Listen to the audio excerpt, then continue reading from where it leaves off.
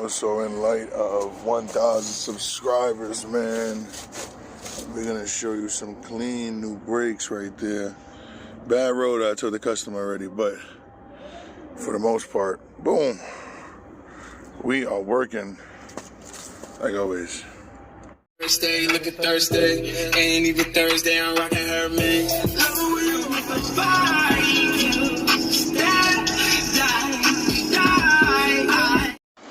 So we're gonna do a quick one. I'm gonna show it to you guys real fast. Since I'm working on this Honda Accord, I might as well show you everything that I'm doing to it. So I'm doing front and back brakes, right? And this is a quick one. The front caliper right now is a single piston caliper.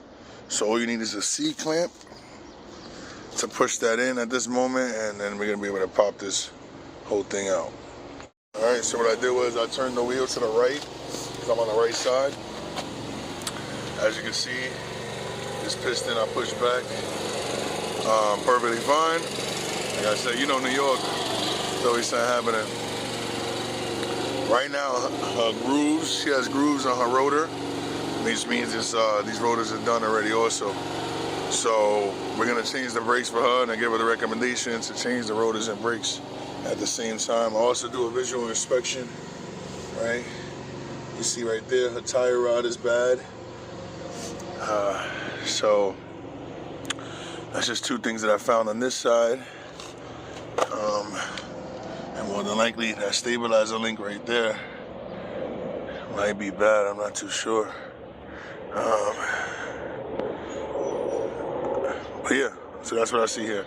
Like I said, replace the pads, put this back on. She needs a new rotor for sure on this side. Just gonna find any place to kind of wedge it. And then we got this out. There's one.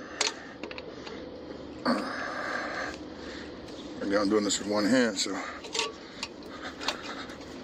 but you get the point.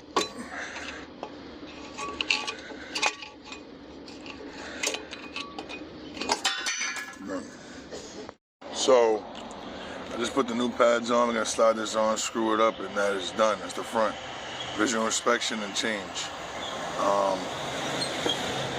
It's pretty simple. Like I said, I told her to get the cheapest ones because I knew that this was gonna be a problem. But sometimes telling customers that, you know, they don't like that. So I'm just gonna put it on for her and just tell her that she might have to replace her rotors in the future. That one is done, that's front. And we're gonna get to the back and then obviously repeat 2 more times, but you know. And oh, how I knew the back would be more complicated than the front. And I just knew, look. So, all right, the 12 is the same, which is good. But it's not a regular single piston caliber. I forgot what you call these, but you have to get a special tool for this. I got the tool, thank God, but like I said, that's the problem. This was what I was talking about, guys. See that circle right there? I gotta get the name of it. I don't really know the name. I've been doing it for years, but none of my cars ever have it. But look, see this right? My boy.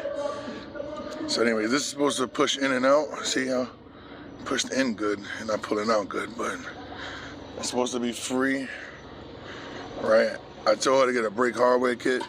She said they don't have it at AutoZone, so we're gonna recover whatever we can, but these pieces are supposed to come out too. So I'll show you. Let me get a screwdriver. This is important content right here. So this is a tool. Basically, you're gonna compress the brake caliper back. What I'm gonna do is kind of spin it. It takes a while. And if it doesn't spin, then the brake caliper is seized. It is spinning, so we got some luck. And then after it's spinned all the way down, I'm gonna just put the caliper back on like normal. So that's pretty much the end goal. Let me finish it off and we're done. And just like that, brand new brakes on some old tires, but old rotors, but kind of all the tools you need. So it's not something that you could do without a little bit of money, honestly. So this car, if you don't got the tools, I guess don't do the back brakes for sure. But you can invest into it. You know, it's not that hard. That's pretty much it though, man. Front and back, I'm just gonna duplicate the same procedure on the other side. And you gotta pump the brakes. Make sure you pump the brakes. Thanks for tuning in, y'all. Take care.